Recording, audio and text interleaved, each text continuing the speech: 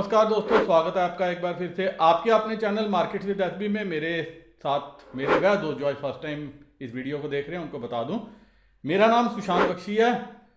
Stock market और crypto पे quality content बनाना मेरा शौक है, लेकिन यहाँ ये भी बता दूं, ना ही मैं आपका फाइनेंशियल एडवाइज़र हूँ।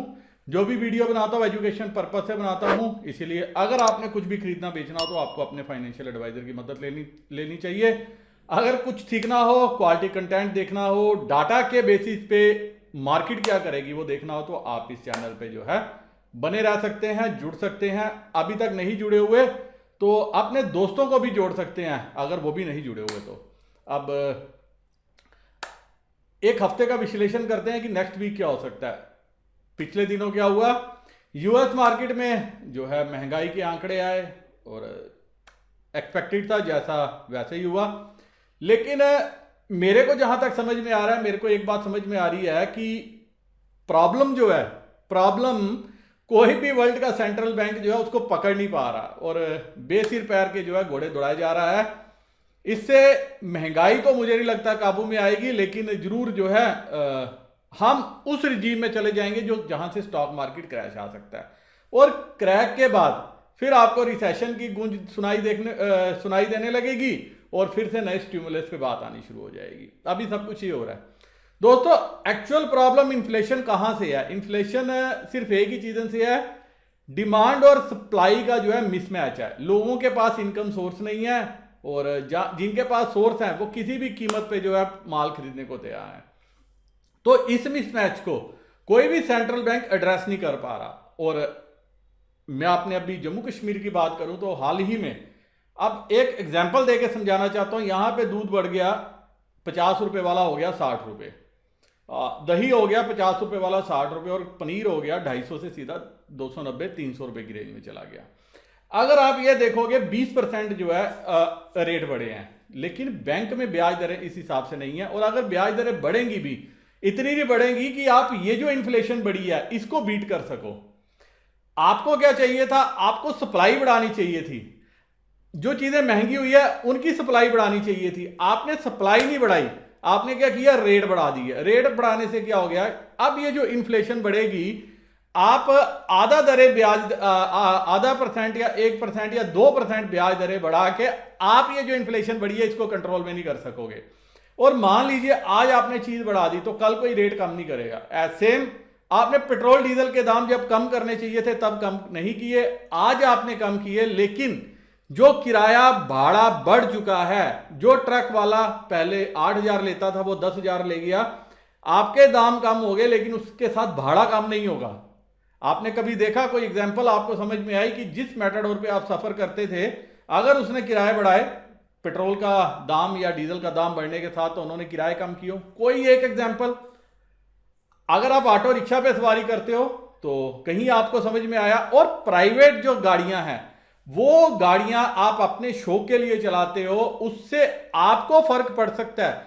आपके पास थोड़ी सी डिस्पोजेबल इनकम जरूर बढ़ सकती है। मान लीजिए आपका अगर पेट्रोल का खर्चा 1000 था, अब वो 950 या 900 रुपया होगा। लेकिन जो आपने दूध और दही बढ़ाया, अगर आप 1 kg दही डेली का और 1 किलो दूध लेते हो और 20 रुपए बढ़ते हैं, तो महीने के जो है आपका 600 रुपया बढ़ा। 100 रुपया आपका तेल बचा, 600 आपने जो है 500 रुपया आपको जो है फालतू देना पड़ा। तो ये जो सिलसिला है, जो डिमांड और सप्लाई का मिसमैच है, ये है। इसीलिए आपने देखा यूएस में पौन दरें, ब्याज दरें बढ़ गई 0.75%, लेकिन वहां पे महंगाई जो है और बढ़ के आई। वहां पे भी सेम दिक्कत है। चाइना पे जब टैरिफ वार शुरू हुआ और जब ये यूक्रेन और रशिया की दिक्कत शुरू हुई, रशिया ने तो अपने आप को संभाल लिया, लेकिन ऐसा समझ में आ रहा है कि जो ये वेस्टर्न कंट्रीज हैं, इन्होंने एक मिलकर जाल बुना, रशिया भी उसका हिस्सा था। जब इन्होंने तेल महंगा किया, इन्होंने कहा हम वहां पे क्यों ना पैसा बनाए जहां पे पैसा बन रहा है। हम मूर्ख हैं अगर हम आप सस्ता तेल देंगे तो ये लोग क्या कर रहे हैं, प्रोडक्शन उस लेवल पे बढ़ा नहीं रहे। और अभी अगर ओपेक कंट्रीज ने कहा प्रोडक्शन हम बढ़ा रहे हैं, लेकिन वहां पे क्या हो गई, प्रोडक्शन बढ़ने के साथ साथ उन्होंने रेट भी बढ़ा दिए क्योंकि डिमांड ज्यादा है। चाइना से लॉकडाउन की खबरें आती है, उसका सहारा लेके 2 दिन आप असर देखते हो, लेकिन उसके बाद क्या हो जाता है, वो असर नलीफाई हो जाता है। कैसे नलीफाई हो जाता है? क्योंकि हम लोग खाली चाइना को इंपॉर्टेंस देके चल रहे हैं। चाइना में ऐसा होगा, वहां मांग बढ़ेगी, वहां मांग बढ़ेगी। एक खाली चाइना थोड़ी है, हिंदुस्तान में भी तो मांग बढ़नी चाहिए।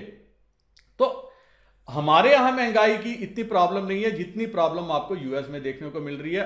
और करना क्या चाहिए था वहां पे भी, अभी यूएस में एक उनको फैसला लेना चाहिए था, जो चाइना पे सैंक्शंस लगाए थे वो सैंक्शंस हटाने चाहिए थे। चाइना के आपने सैंक्शन हटाए नहीं, उल्टा सैंक्शन लगा दिए रशिया पे। इससे इसलिए क्या हो गया, आपने देखा उसका पूरा इंपैक्ट आता हुआ नजर आया। वहां पे भी उन्होंने कोशिश की तेल की प्रोडक्शन बढ़ाने की, मार्केट में रिजर्व से तेल फेंकने की, लेकिन उससे भी कोई असर नहीं हुआ। तो वहां पे जो है यूएस में अगर आप प्याज दरें बढ़ा के 5% भी ले जाओगे, 7% भी ले जाओगे, लेकिन मेरे हिसाब से वहां महंगाई में कंट्रोल आएगा लगता नहीं है। अगर 0.5% से फर्क नहीं पड़ा तो 2%, 3%, 4% से क्या फर्क पड़ेगा। हाँ, वहां पे ये जरूर आएगा, जो नए होम बायर्स हैं, जो कर्जा लेके जिंदगी चला रहे हैं या और कर्जा लेके जिंदगी चलाना चाहते थे, उन पे प्रेशर आएगा और वो रिसेशन की तरफ जो है कंट्री को और पूरे वर्ल्ड को धकेलेगा और फिर नए स्टिमुलस की जरूरत होगी। तो आपने क्या किया, आपने जो कॉमन प्रॉब्लम थी उसको एड्रेस नहीं किया, आपने उस प्रॉब्लम को एड्रेस करने की कोशिश कर रहे हो जो प्रॉब्लम है ही नहीं है। तो सारे जो ब्याज दरें बढ़ा रहे हैं, ये अभी टाइम नहीं है, अप्रोप्रिएट टाइम नहीं है। लोगों के जेब में फालतू पैसा हो तो आप ब्याज दरें बढ़ाओगे तो समझ में आता है। जब पैसा कम है और आपने ब्याज दरें बढ़ानी शुरू कर दी तो उससे जो इंपैक्ट नहीं आने वाला, और यही रीजन है आप देख रहे हो स्टॉक मार्केट जो है वो क्रैश कर रहे हैं। सिंपल सा रीजन है, जिनके हाथ में फालतू पैसा था, जब उनको कोविड के दौरान पैसा मिला, वो आपने देखा रिस्कियर एसेट्स स्टॉक मार्केट में लगा, क्रिप्टो में लगा। क्रिप्टो में आप देखिए 90% टोकन जो है वो क्रैश हो चुके हैं।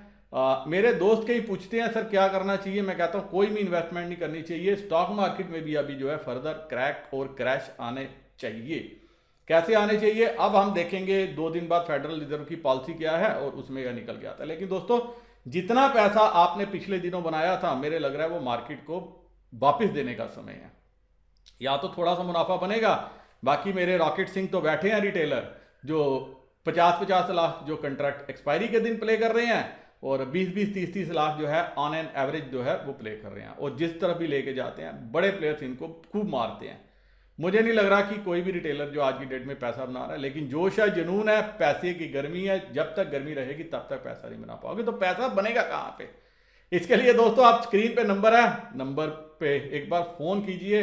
अगर आप बनाना चाहते हैं, आपके पास पूंजी है, बात करेंगे और फिर मैं बताने की कोशिश करूंगा किन किन सेक्टर्स में पैसा बन सकता है। और इसके अलावा अगर आपके पास नजर है, ताकत है, देखने की परख है, तो 3-4 फील्ड्स में बताऊंगा। शार्क टैंक इंडिया फिर से आने वाला है।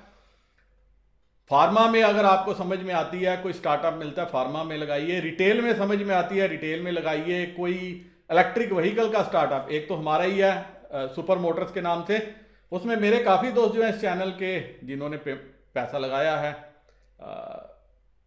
और इसके अलावा खाने पीने का सेक्टर, हॉस्पिटैलिटी सेक्टर, अगर कोई भी स्टार्टअप इन फील्ड्स में नज़र में आता है जहां पे आप थोड़ी पूंजी लगा सकते हो, वो लगा के छोड़ दो, यकीन मानिए बहुत पैसा बनेगा। और उसका और एक और बता देता हूँ, बैटरी स्वैपिंग का, अगर बैटरी स्वैपिंग का भी कोई आपको समझ में आता है, तो ये 4-5 स्टार्टअप्स हैं जहां पे आने वाले समय में आपको खूब पैसा बनाने को मिल सकता है। मौके हैं, लेकिन मौके को आपको पहचानना चाहिए।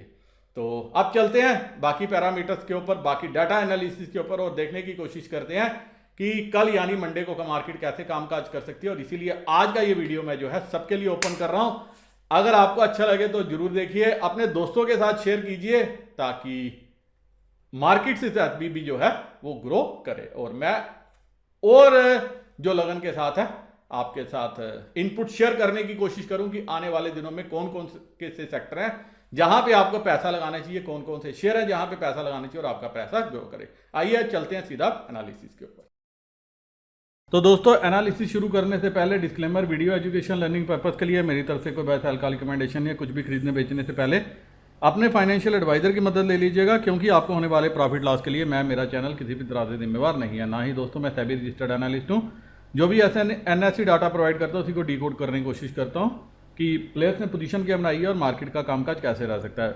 आगे जो डाटा शीट आप देखेंगे, ये मेरा ट्विटर हैंडल है, यहाँ से प्राप्त कर सकते हैं मार्केट से भी। यही मेरा टेलीग्राम चैनल भी है। अगर आप ये चैनल ज्वाइन कर पाओ तो बहुत बढ़िया, नहीं तो एक दूसरा चैनल है MWSB, आप ये चैनल भी ज्वाइन कर सकते हो। अब चलते हैं सीधा डाटा के ऊपर, देखने की कोशिश करते हैं क्या रिटेलर ने किया। रिटेलर डबल बुलिश लेके गया, डबल मार खाने के लिए। FII अच्छी खासी negative position, pros negative position, DII जो है स्लाइट पॉजिटिव। नेट बेसिस पे रिटेलर 1,22,000 कंट्रैक्ट है इंडेक्स फ्यूचर में और 1 लाख कंट्रैक्ट। और यही चीज़ दोस्तों मैंने कल टेलीग्राम चैनल पे भी लिखी थी जो लाइव मार्केट चल रही थी कि आज का डाटा ऐसा होगा, और वही एग्जैक्ट वैसा ही बना जैसा मैंने कल्पना की थी। रिटेलर 1,22,000 कंट्रैक्ट पे है, FII 1 lakh contract short side में है, 25,000 कंट्रैक्ट प्रॉस ने लिए हैं। बहुत अच्छे तरीके से इसने पोजीशन बनाई है। ये सिर्फ इसलिए बनाई है क्योंकि यहाँ पे कल ये कल और बेच सके, रिटेलर को और कॉल खरीदे। 1,81,000 1,81,000 कंट्रैक्ट तो है। आपको अगर याद होगा 2 हफ्ते पहले हमने देखा था रिटेलर 4 लाख कंट्रैक्ट कॉल में खरीदता हुआ पाया गया था। और मैं सरप्राइज नहीं होऊंगा कल और परसों अगर जब तक ये फेडरल की पॉलिसी नहीं आती ये 5 लाख या 5.5 लाख कंट्रैक्ट भी ना पहुंच जाए। बहुत पैसा रिटेलर के पास। DII 819 कंट्रैक्ट है, पैसा बहुत है, बेशुमार है, सिर्फ 1,000 रुपीज़ नहीं है ताकि ये एनालिसिस देख सके और अपने पैसे बचा सके। बचाना जरूरी है, होना जरूरी नहीं है। 43,000 कंट्रैक्ट FII के पास हैं और 2 लाख कंट्रैक्ट जो है प्रॉस ने शॉर्ट कर दी हैं। ये मैंने 1000 रुपये इसलिए बोला कि अगर आप डेली बेसिस पे ये वीडियो देखना चाहते हो तो इसकी फ़ीस है 1,000 रुपीज़ जो मैं डेली मेंबर के साथ शेयर करता हूँ। Telegram channel markets with SB में मैंने बैंक अकाउंट नंबर दिया, वहाँ पे आप शेयर कर सकते हो। और ये जो 1,000 रुपीज़ पे करोगे ये एक आध ट्रेड में मैं वो भी आपके जो है वापस करवा दूंगा ताकि जेन्युइन एक फैमिली बन सके। अब प्रॉस ने शॉर्ट साइड पे क्या किया है, 37,000 पुट इसके पास है, 2,62,000 अच्छी खासी पुट खरीदी है, 82,000 कंट्रैक्ट। FII ने 31,000 कंट्रैक्ट DII के पास है, 3,31,000 कंट्रैक्ट रिटेलर शॉर्ट साइड पे है। और कल आप देखोगे ये 4 लाख पुट भी हो जाएगी। और बड़ा सरप्राइज है 300 पॉइंट निफ्टी नीचे गई लेकिन जो पुट राइटर है वो टच से मस नहीं हुए। 11,33,000 रिटेलर ने स्टॉक फ्यूचर में नंबर बढ़ाया है, 11,33,980 कंट्रैक्ट है। FII यही मैंने बोला था आज 51,000 कंट्रैक्ट जो है ये स्टॉक फ्यूचर निकालेंगे और 1 लाख से ज़्यादा कंट्रैक्ट ये शॉर्ट साइड पे होंगे। टेलीग्राम चैनल आप देख सकते हो मार्केट से SB सेम चीज़ वहाँ पे लिखी हुई है। 4,01,000 कंट्रैक्ट FII के पास है, 1,80,000 प्रॉस के पास है, 17,16,000 DII के पास है। अब कल क्या होगा, कल मेरे हिसाब से गैप डाउन खुलनी चाहिए, रिटेलर फिर कॉल में बैठना चाहिए और जहाँ से आप ओपन देखोगे वहाँ से रेड कैंडल बननी शुरू होगी और वो सारा दिन वही रेड कैंडल ही बनेगी। यही काम कल US मार्केट में डो जॉन ने किया, एक रेड कैंडल बनी है जो खुलने के बाद और वो कॉन्टिन्यूस रेड कैंडल्स बनती चली गई। और परसों के सेशन अगर आप हमारा निफ्टी का देखोगे या इंडियन स्टॉक मार्केट का देखोगे तो सेम चीज़ वहाँ पे आई है। और मार्केट अब जो है 16,000 का लेवल भी उम्मीद है शायद इसी के नीचे ना कल ओपन हो जाए, ऐसा भी मेरे को लग रहा है अभी जो फिलहाल डाटा चल रहा है। अगर कल सुबह कुछ पॉजिटिव हो जाता है, US मार्केट पॉजिटिव हो जाती है तो वेल एंड गुड, नहीं होगा तो हम 15,700 का जो पिछला लेवल है शायद उसको भी होल्ड ना करें। इसीलिए मैं जो स्ट्रैडल बनवाता हूँ उसमें बोलता हूँ कि थोड़ा सा हौसला रखो, लेकिन मेरे कई दोस्त जो है वो परेशान हो जाते हैं स्ट्रैडल उठा के भी। स्ट्रैडल की यही खूबसूरती है कि महीने के आखिर में देखोगे अगर आपको नुकसान नहीं है, प्रॉफिट नहीं होगा तो नुकसान भी नहीं होगा। अब रिटेलर FII ने कैश में तकरीबन 4,000 करोड़ की सेलिंग की है और DII ने तकरीबन 2,800 करोड़ की बाइंग किया और बाकी की कैश की बाइंग जो है हमारे रिटेलर करते हुए नजर आए हैं। SGX निफ्टी 16,029 के लेवल पे है। US मार्केट अच्छी खासी जो है नीचे बन रही हैं। वर्ल्ड मार्केट भी आप देखोगे हर जगह हर खून की होली खेली गई है, जहाँ पे भी आपको नज़र देख जाएगी। और अभी जो है डो एक्सटेंडेड फ्यूचर जो है वो नीचे ही कामकाज करें। निफ्टी 16,200 पे क्लोजिंग हुई है और कल सारा दिन 16,300 देखने को नहीं मिला। तो 16,200 पे सीधा चलेंगे। वहाँ पे क्या हुआ है, वहाँ पे भी मारकाट मची है। आप ये देखिए 16,300 की पुट पे राइटिंग हुई है, 16,200 की पुट पे राइटिंग हुई है और ये राइटिंग हमारे रिटेलर करके गए हैं। 16,100 जो है 41,000 कंट्रैक्ट है, 16,000 निर्णायक लेवल है जहाँ 30,000 कंट्रैक्ट ऐड हुए हैं और ये सारी पुट जो है ये फर्दर बेच के गया हमारा रिटेलर, उसको दिल से सलाम मेरा। और 16,100 पे तो राइटिंग की है और 16,000 पे भी हल्की सी राइटिंग की है। अब अगर कल 16,000 के आसपास खुलती है तो ये ऑब्वियसली कॉल नीचे खुलेगी, तो उस केस में क्या करेगा रिटेलर 16,000 की कॉल पे बैट लगाना शुरू करेगा। और अगर कभी 15,900 के नीचे ओपन हो गई फिर भी वो 16,000 की खरीदेगा, फिर आप 15,900 का अगला लेवल देखोगे।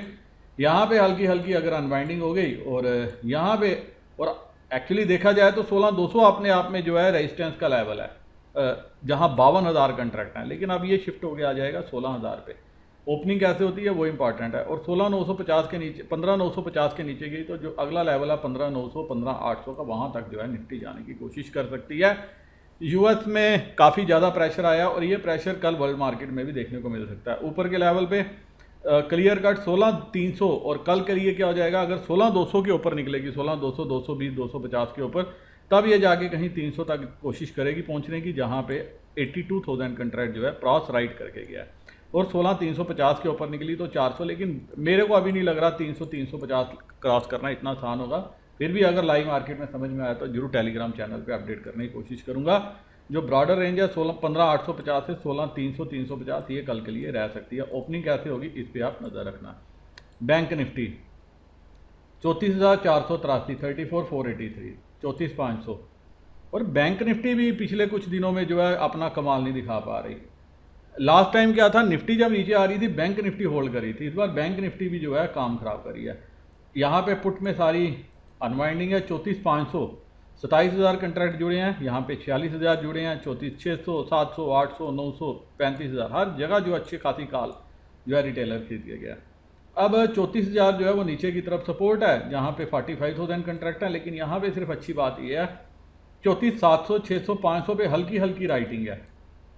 और 34,400 जहाँ जो कल का लो था फ्यूचर में, और 350 320 जो है वो स्पॉट में था।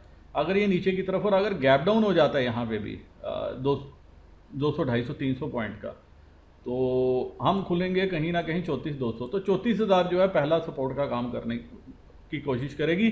और अगर 33,900 के नीचे गई जो नेक्स्ट लेवल होगा फिर वो 33,700 33,500 का आ सकता है। फिर यहाँ से तो प्रेशर आएगा ही आएगा। यहाँ पे भी कॉल में आप फर्दर एडिशन देखोगे। अभी तो फिलहाल रिटेलर का कॉल से प्यार है, जब पुट में आएगा तब जाके कहीं मार्केट थोड़ा सा रिवर्सल देने की कोशिश करेगी। और ऊपर के लिए फिलहाल तो 34,500 अभी जो है वो रेजिस्टेंस का लेवल नज़र में आ रहा है, जहाँ 46,000 कंट्रैक्ट है, 46,000 कंट्रैक्ट जो रिटेलर लेके गया।